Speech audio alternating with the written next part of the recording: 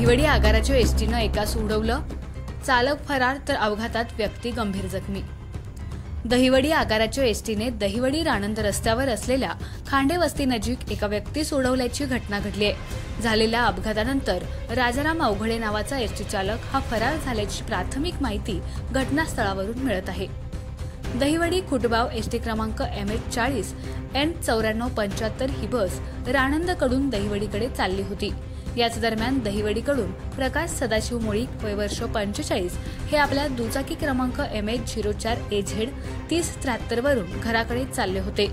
या दरम्यान दहिवडीकडे निघालेल्या बसची एकच हेडलाईट चालू असल्याची माहिती अपघातादरम्यान उपस्थित असलेल्या लोकांकडून मिळाली। या दरम्यान खांडेवस्ती नजीक झालेल्या अपघातात गंभीर जखमी झालेल्या मुळीक यांना तातडीनं शेखरभाऊ गोरे यांच्या स्कॉर्पिओ गाडीत रुग्णालयात उपचारासाठी दाखल करण्यात आलं।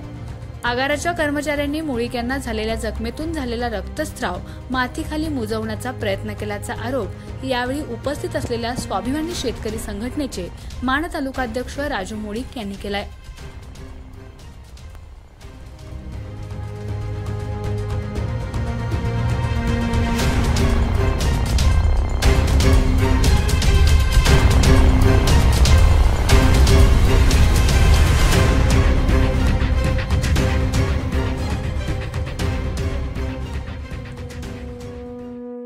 आमच्या खबर गावाकडची या चॅनेलला सबस्क्राइब करा, लाईक करा आणि आमचे व्हिडिओ शेअर करा।